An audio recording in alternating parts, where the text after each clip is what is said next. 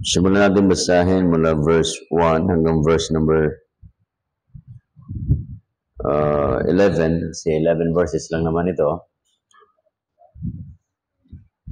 The words of Nehemiah, the son of Hakaliah, and it came to pass in the month Sisleu, in the 20th year, as I was in Shushan, the palace.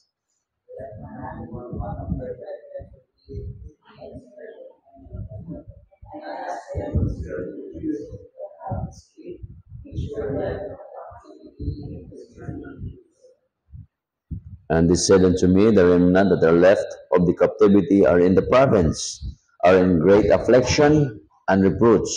The wall of Jerusalem also is broken down, and the gates thereof are burned with fire.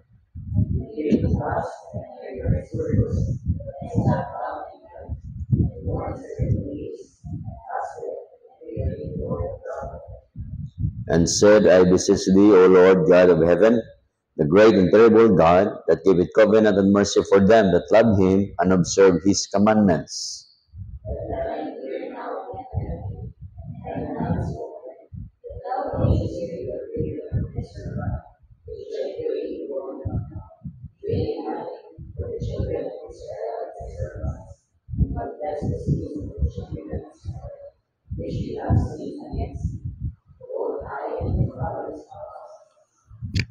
We have dealt very corruptly against thee, and have not kept the commandments, nor the statutes, nor the judgment which thou commandest thy servant Moses.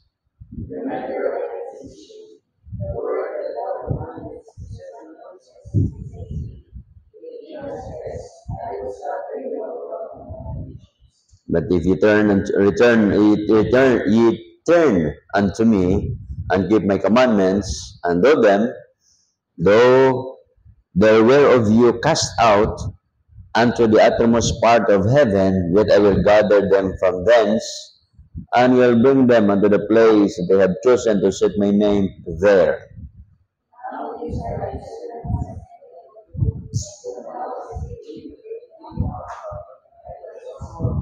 Lahat ay sa verse number 11. O Lord, I beseech thee, let now thine ear be attentive unto the prayer of thy servant, unto the prayer of thy servants who desires to fear thy name and prosper. I pray thee, thy servant this day, grant him mercy in the sight of this man, for I was a king's cupbearer. Heavenly Father, we thank you so much for the reading of your words. May bless us, encourage us, dear Father. Huwag kaming alis sa dakong ito na hindi po namin taglay ang maugpalang spiritual. Lahat na ito aking dadalangin na pasalamatan sa matamig sa plano Kristo Jesus, sa amin Diyos kapaligtas.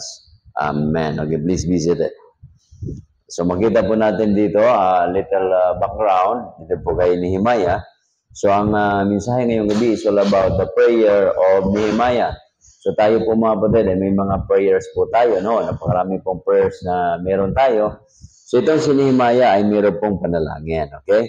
So makita po natin dito yung sequence niyan na merong tinatawag na first return galing sa Babylonian exile, kasi itong Israel nga ay na-exile sila, nakuha niya, di ba? Sila po ay galing sa tingnan niyo galing sila sa Egypt. Paano sila napunta sa Egypt? Dahil itong tawag dito, si Joseph ay bininta ng kanyang mga kapatid at napunta siya sa Egypt. Kung napunta na doon siya sa Egypt, may tagutom naman doon sa Canaan, napunta sila doon sa Egypt. So ngayon, doon at tumira yung mga kapatid ni Joseph hanggang namatay yung si Jacob na tatay nila, Then for a period of sila ay mga mga 120 katao lang nung nandoon sila sa Egypt, nung nagpunta sila. Kasi nga, di ba, 12 sila. Jacob tatay nila, 12, nag-aasawa yon. So, nagkaanak. So, nung pumunta sila sa Egypt, 120 lang sila. Pero after 430 years, umabot sila ng Almost 2 million. Okay, ganun karami. Ngayon, naalis sila, babalik sila, pinaalis sila ng Panginoon, babalik doon sa promised land. Ano ho? So, yun po yan. Ngayon, nung nag-set up na sila doon sa promised land, nagkaroon na sila ng hari, naging hari nila si King Saul, naging hari nila si David, naging hari na si Solomon, hanggat so on and so forth. Ngayon, nung magkasala sila, nakalimutan nila maglingkod sa Panginoon, nasakop yung kanilang bansa, yung kanilang kaharian, nasakop ng Medo-Persian Empire, at yun, na-exile sila doon sa Babylonia. Ngayon, yung unang return, yung unang pagbalik po, itong kay Isra. Okay, si Isra. Hanggat sa, actually, yung Isra, ito, may mga Bible student tayo dito, yung Isra, hindi naman sinulat muna ni Isra yan kasi yung first return, hindi pa naman doon sinilang si Isra.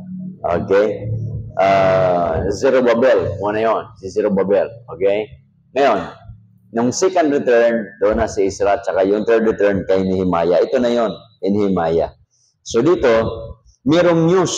Makita natin dyan, si Nehemiah ay, ang trabaho niya ay cupbearer. Verse number 11, di ba? Sabi niya, for I was the king's cupbearer. Hindi niyo ba alam yung gaano katindi yung trabaho na ito? Pag cupbearer kasi nung araw, ikaw yung yung pagkain ng hari, titikman mo yan.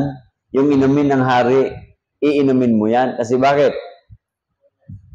Siyempre, baka lalasunin yung hari. O, yun. So, maganda pala ang trabaho. Kasi bago makain ng hari, bago malasahan ng hari, nauna na ng cupbearer. Nung panahon ni President Ramos, meron siyang dyan, kasi mahilig sa kape yung taong yon. Meron siyang taga-timpla ng kape dyan. Okay? So sabi na in-interview yung kanyang taga-timpla ng kape, sabi niya, gumagawa daw siya ng iba't ibang klaseng mixing ng kape. Sabi niya, nakagawa daw siya ng 500 mixing. Paano niya minimix, Sabi ko, grabe naman yun. Ang tiyaga, Ibig sabihin, siguro ito, purong kape, tapos ito, 90% coffee, tapos ito naman, ganyan. So, siguro may mga naka-itemize yun, Tapos, itong pangalawang kape ay merong purong kape na merong kunting asukal, o ganyan-ganyan, hanggat sa dumami yung asukal. Siguro, 3 klaseng kape, ito naman ay merong asukal at merong creamer. Hanggat sa ngayon, di ba, mga mixture ng mga tao ngayon, biblend nila yung oatmeal para magkaroon ka ng kape na maganda. O ano na lang pinagagawa ng mga tao? Lagyan ng, ano ba tawag doon? Minsan lalagyan na ng ginger powder. Yung kape, may ginger powder pa. Parang kung ano na lang pinagagawa ng tao Nag-imbento ang tao, okay? So, dito mapatid, makita natin na itong si Nehemiah, hindi ito ordinaryong tao. Ibig sabihin, tuwing may gathering yung hari, politically speaking nandoon siya. So, siya yung magsiserve doon. Ibig sabihin, during the meeting ng mga royalty, mga dignitaries, mga usapin sa harian, nandoon si Nehemiah kasi siya po yung attendant doon at nakikinig siya. So, ibig sabihin, well-versed si Nehemiah about political na pangyayari. Okay, well-versed siya. Kaya itong si Nehemiah, nung siya po'y umuwi, siya po'y tinatawag na nagkaroon siya ng political reforms. Pagkatapos niyan, binisita siya ng kanyang kapatid sa verse number 2, that Hanani, one of my brethren came, he and a certain man of Judah, and I asked them concerning the Jews that escaped, which were left of captivity, and concerning Jerusalem. And they said unto me, the remnant that are left of captivity in the province are in great affliction and reproach, and the wall of Jerusalem is also broken down, and the gates thereof are burned with fire.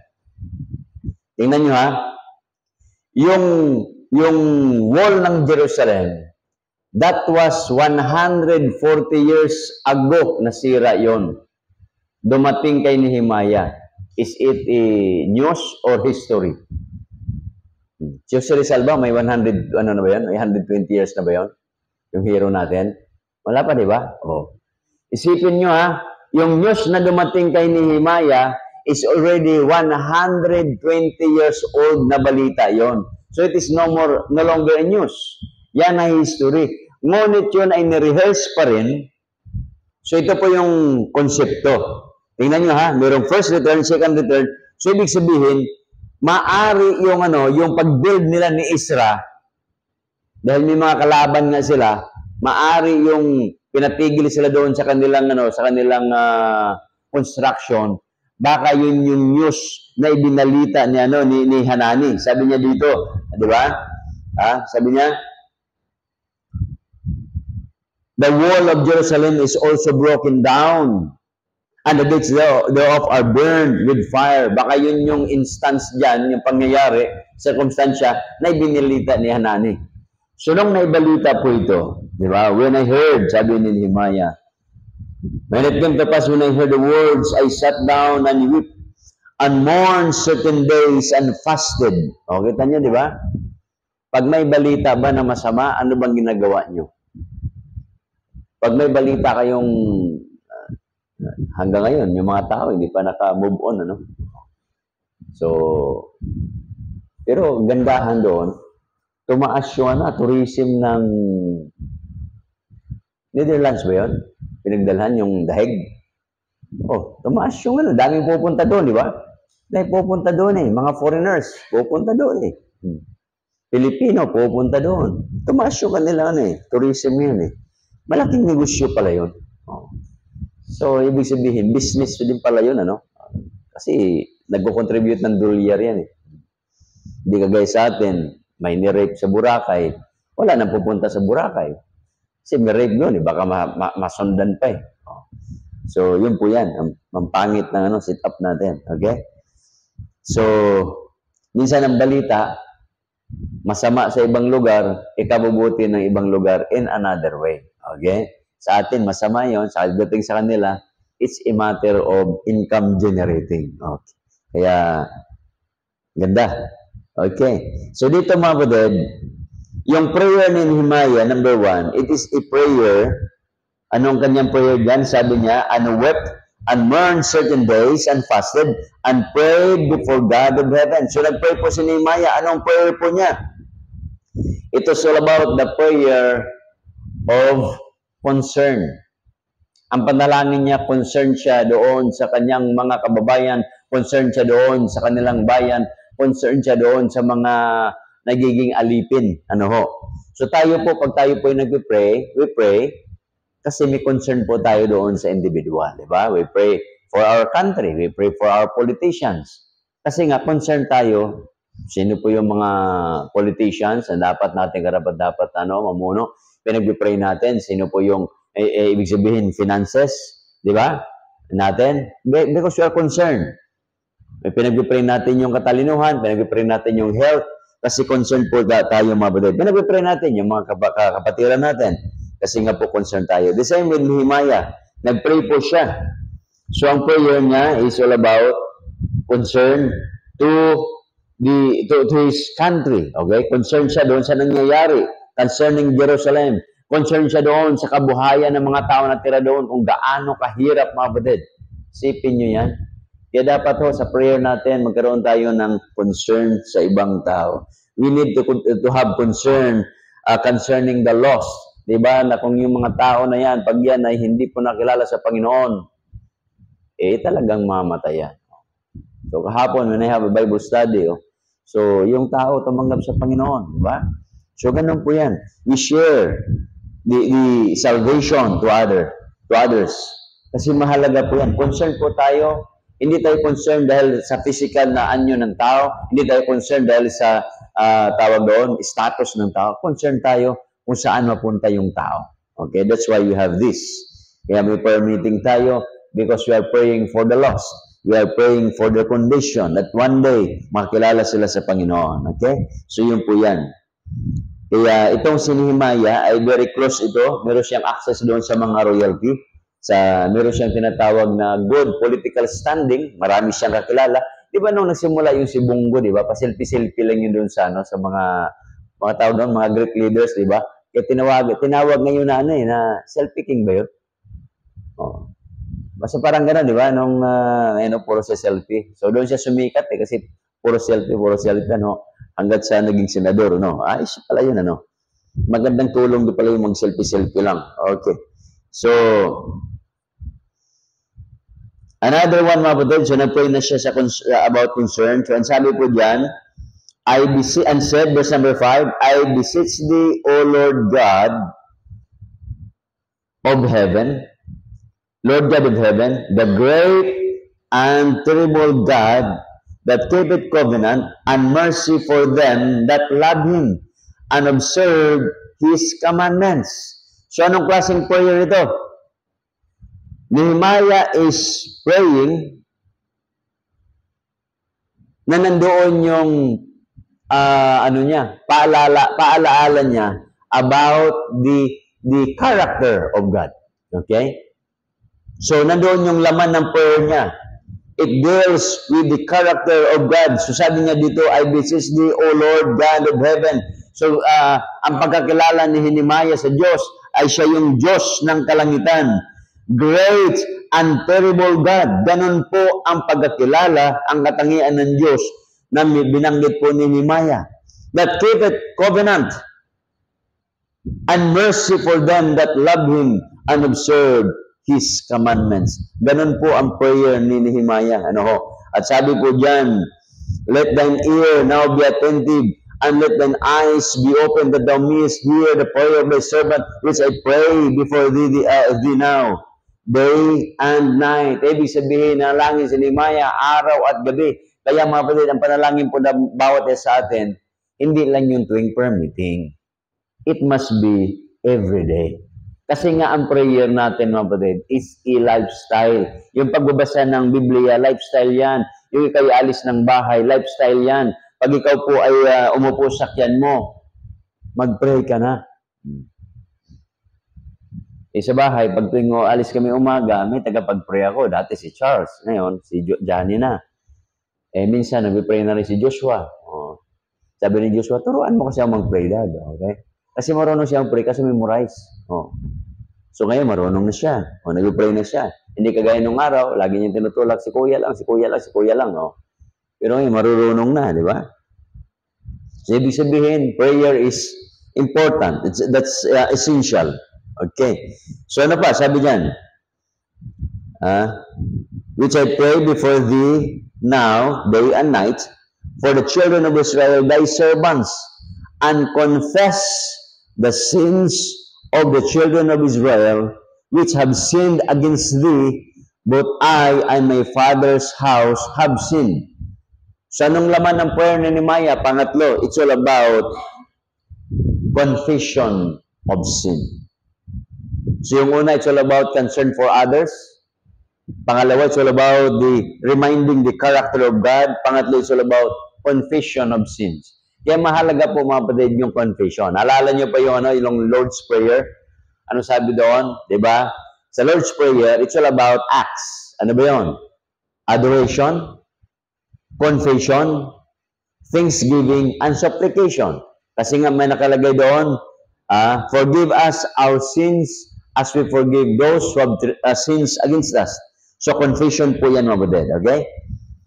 Kaya, ito po ay nangyari after examining the problem, ang problema doon sa, sa kanya pong bansa. Ngayon, nag-pray na siya, pinaalala niya yung gaano kagaling ang Diyos niya, di ba? Gaano kagaling ang Diyos natin. Ngayon naman, nandoon yung kanyang kapagkumbaba na siya po himingi ng kapatawaran. Inadmit niya. O, di ba? Sabi niya,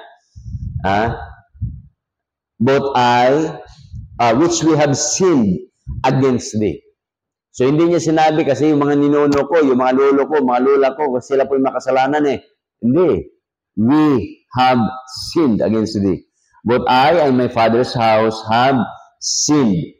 We have dealt very corruptly against thee, and have not kept thy commandments. So ito po yung problema ng mga tao, kahit kayo, mga Kristiyano, di ba? Nagkakasala tayo kasi po, hindi natin sinusunod ang utos ng Diyos, hindi natin sinusunod ang batayan ng salita ng Diyos. Hindi natin sinusunod ang salita ng Diyos. Mga alituntunin ng salita ng Diyos. At higit sa lahat, hindi natin, kung alam natin, hindi natin pinapamuhay. Okay? Kaya sabi diyan, remember, I beseech thee, the word that thou commandest thy servant Moses, saying, if ye transgress, kung kayo po'y magkasala, I will scatter you abroad among the nations. At yun po ay nangyari yan. So ito na yung nangyari, di ba? So yung pangalawang pangyayari na big time.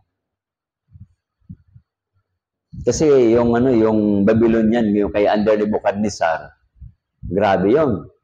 It takes years yung Jerusalem siege. Kasi ang ginagawa, pinalibutan yung Jerusalem, so walang makalabas na sa Jerusalem, wala din makapasok.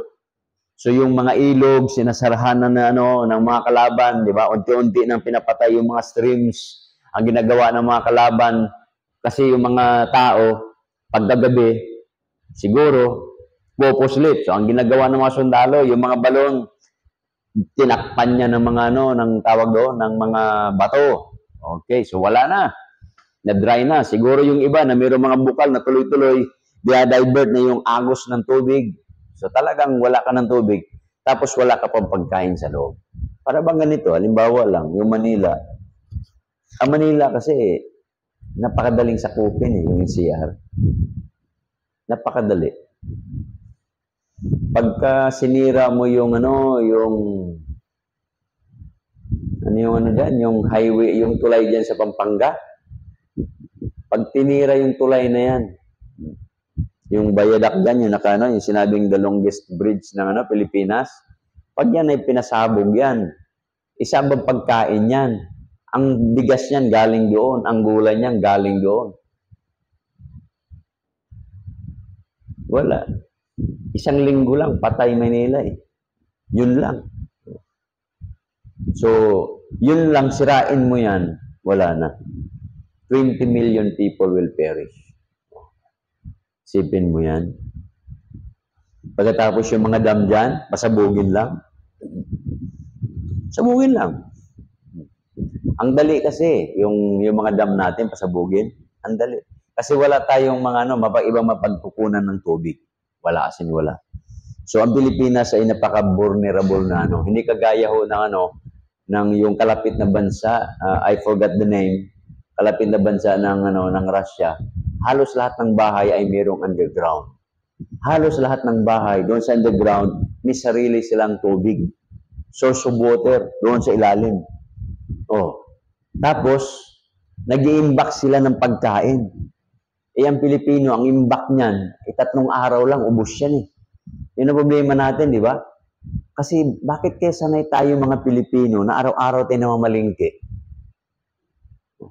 Sa Korea kasi, ang palengke nila, once a week. Sa atin kasi, punta sa palengke ngayong umaga, tapos gabi naman, punta naman sa palengke. Sa atin, ganun ba yun? Diba, bibili na 1 kilo ngayon, tapos bibili naman 1 kilo mamaya. Hindi ko maintindihan yun eh. Sa bagay, siguro sa kahirapan. Kaya minsan, nung ako'y pumunta ng unang punta ko ng Korea, pinagtawanan kaya ako. Mga Koreano. Kasi nagdala ko ng toothpaste. Sachet. Diba? Sachet. Yung toothpaste, diba? Ganon. So, inisip ko na yon, good for 1 week yon. Nung makita, nasabi sa akin, you have disposable 1 use. 1 linggo ko itong baon 1 use. So, ang concept nila doon, kasi wala silang ganon. Puro nakamalakihan, diba? Siguro, iniisip ko, baguhin siguro ng Pilipinas yung marketing strategy. Dapat siguro wag na magtingi, wag na yung bibili ng pisong mantika, pisong toyo. Kasi sa palengke may ganoon eh, pisong paminta, puro di ba? Napaka kahit bawang nga, inaano pa, may mabili ka bang piso eh. Pinaplastic, Bagay, Pilipinas ito eh. Okay. Magsisi na lang tayo sa kasalanan. So ito po yan mga kapatid, nagsisi. At sabi po dito, kaya itong yung pangalawang nangyari ho, ito mga kapatid Noong 70 AD, itong si General Titus Flavius Marcellinus, siya po'y lumusob na doon sa, sa Jerusalem. Iyon. Sabi ni General Titus, huwag niyong sirain yung templo. Do not destroy the temple. General siya. Yun ang sabi niya sa kanyang mga sundalo. Ang problema, yung mga sundalo, kasi long time ago, yun na yung narinig nila na yung Temple of Solomon is made of gold. Yung mga ano doon, yung mga sahig noon is made of gold. Yung mga pinto noon is made of gold. Yung mga ano doon, ibig sabihin, nasa isip nila, pasalin-salin na kwento yan.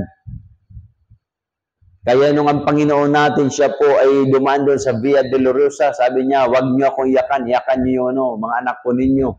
At walang, itong templo na ito na tinayo ninyo, walang matira dyan na bato.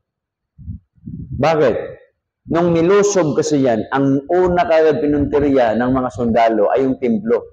Ang ginawa ng mga sundalo, binasag nila yon piece by piece. Yung mga blocking nila, yung bulk nila na kasi ang atin, di ba, hollow blocks, di ba, maliliit lang. Ngayon kasi malalaki na eh. Pinagsisira nila yon. Kasi ang concept ng mga Romanong sundalo, baka kako nasa ilalim ng ng bato, doon pinalaman yung ginto. Kaya ubos yun. Talagang walang natira. Ngayon, that was 70 AD. Ito natupad yung dito, di ba? Sabi diyan sa verse number 8, if you transgress, I will scatter you abroad among all nations. So na-scatter sila from 70 AD hanggang noong 1948. Almost 2,000 years. Mga kapatid, walang ibang bansa sa buong mundo na na-scatter sila for that long na bumalik sila, bansa pa rin sila. Di ba? Yun ang tinatawag na milagro. Isipin nyo, hindi lang 100 years, hindi lang 1,000 years, but almost 2,000 years, nandoon kayo nakatira sa iba't ibang sulok ng mundo. Kaya nga ngayon, mayroong mga nagsasabi, to the Jew first. Dapat ang kaligtasan to the Jew first. Yung ministry to the Jew first. Dapat yung mga Hudiyo. Nasaan yung Hudiyo? Yung mukha, malalaman natin Hudiyo. Pero kasi nasasakop nga sila, para bang ganon? Di ba? Hindi po pwede na yung Pilipino, ganito lang ang kulay natin. Di ba may mga Pilipinong puti? May Pilipinong yellowish ang color. Mayroong Pilipino na parang Chino ang mukha. Mayroong Pilipino na parang Haponis ang mukha. At mayroong Pilipino na mga Aprikano ang mukha. At may Pilipino din na parang unggoy. Sobrahan, di ba? Ibig sabihin noon, depende kung saan sila nag-migrate. Kasi sa buong mundo, siguro sa Amerika, nasa mga kulang-kulang, 2 million yung mga Pilipino dyan eh. Yung California nga, tsaka Hawaii, parang extinction ng Pilipinas yan eh. Kita nyo? Sa buong mundo siguro, mga 10 million yan. Kung hindi magbigay ng yan, remittance, patay na. Alam niyo ba kung gagawin ng mga Pilipino yan? Huwag mapadala ng pera?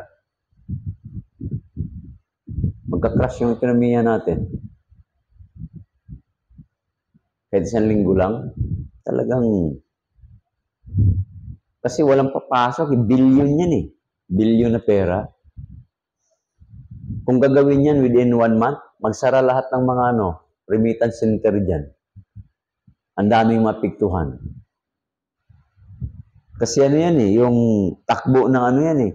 Para bang magtinda ka, nandyan yung paninda mo at walang bibili sa'yo sa loob ng 1 linggo. Do you think you will survive? Meron kang supermarket o kaya mall, walang papasok dyan for 1 week. Anong gagawin mo? Paandar ka ng electric fan, paandar ka ng aircon, meron kang gwardiya, di ba?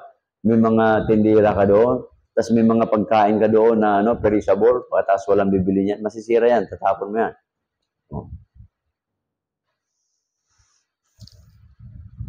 So, yung Israel, mga kapatid, bumalik po sila Diba? Kaya ito po yung kamangamanghang nangyayari sa bansang Israel.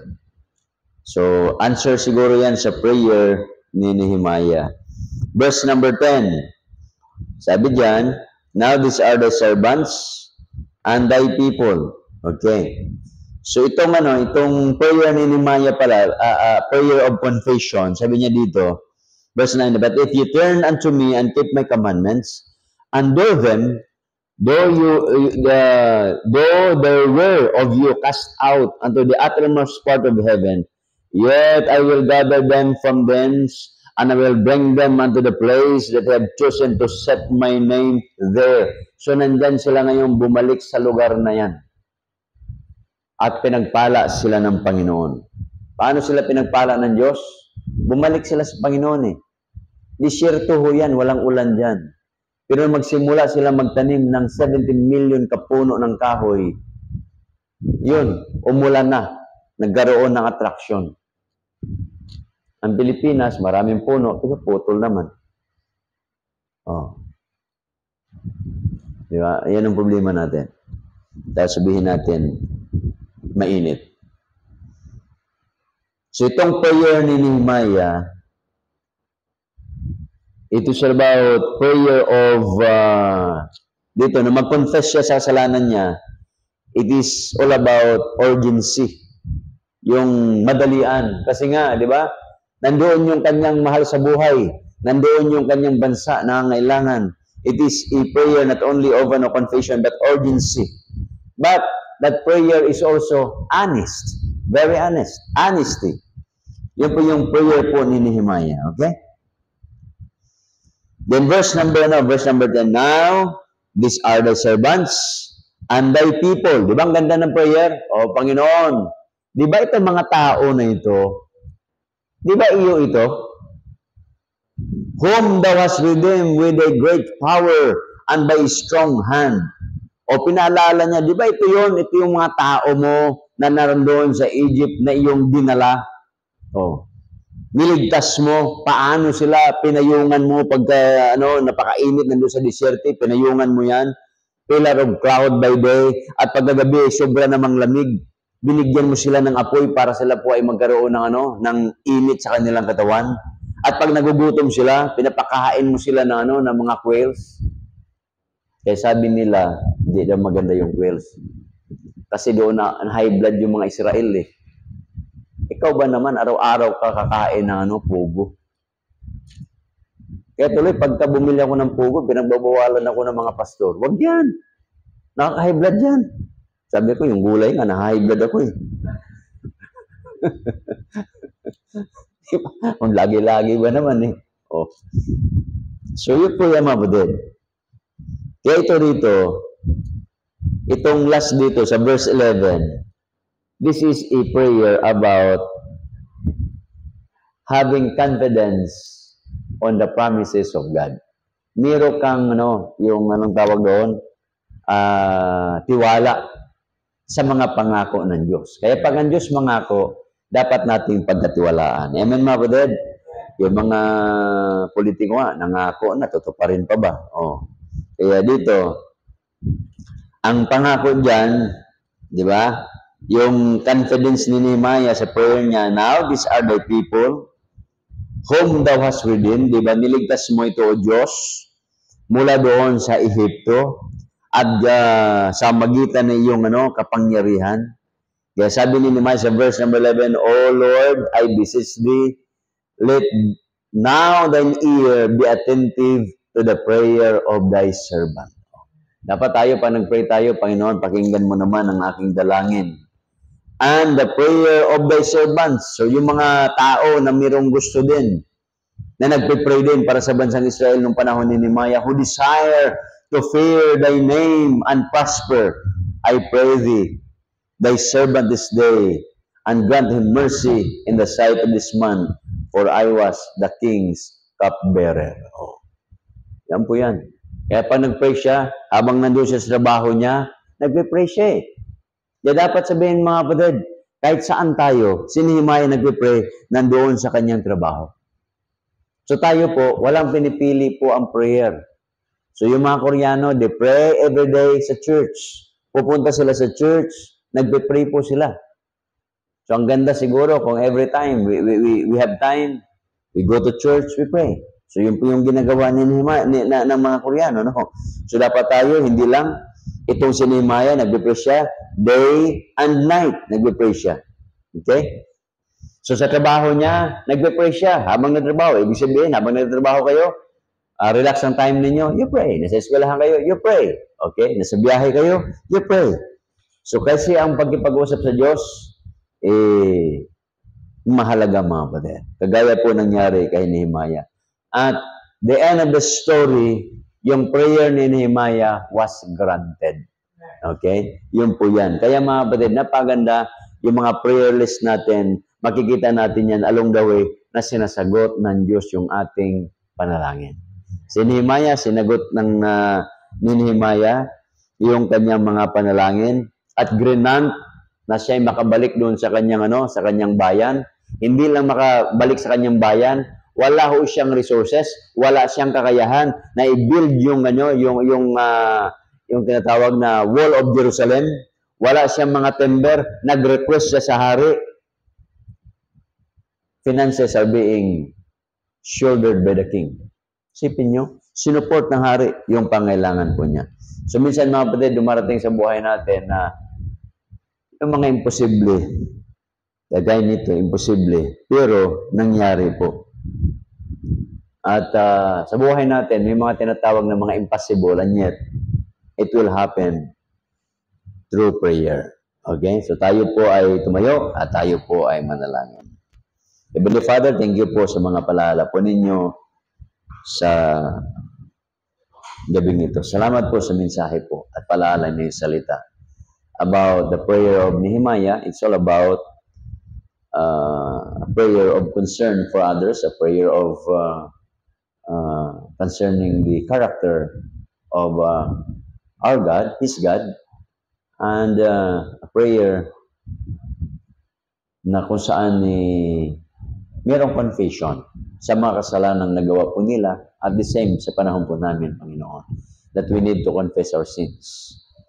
At yun din po yung meron kaming confidence doon sa mga pangako ninyo, Diyos, that you will provide, you will answer the prayers that we have.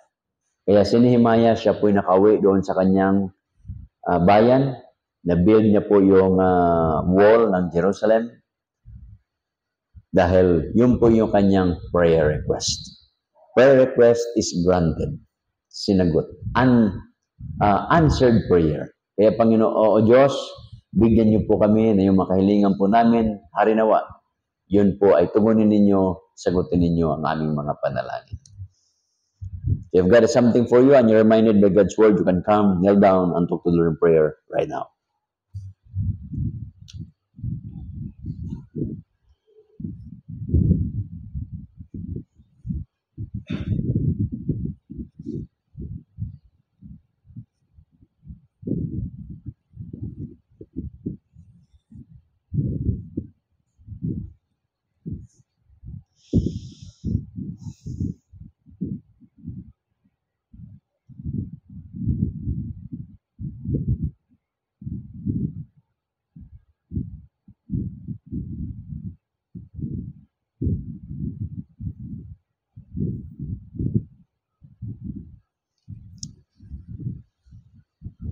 Thank you, Father, for your words. Thank you for your reminders. As we part ways, ingatan niyo po kami, lays ko pa man na discretion. Makita niyo po ang bawat sa amin na dapat patuloy naglilingkod sa inyo. Gamitin niyo po ang bawat sa amin. At iliwi kami sa anumang uri ng kapamanan na disgrasya. Makita niyo po na ma-provide pangailangan po ng bawat sa amin. Sa mga nasa pag-aral, bigyan ng talinuhan, mananghina, palakasin, karamdaman, pagalingin. Ang mga negosyo, bless them, O Father. At harinawa, palagwain niyo po ang mga kapatiran that we will be engaged in soul winning, discipleship, at yung mga ministries po, ninatang po ninyo sa amin, ay magampanan namin ang buong puso. Lahat na to aking dadalangin, pinapasalamatan sa matamis sa Planet Cristo, sa amin Diyos sa baligtas. Amen. Okay. Okay natin, Brother JC, to come.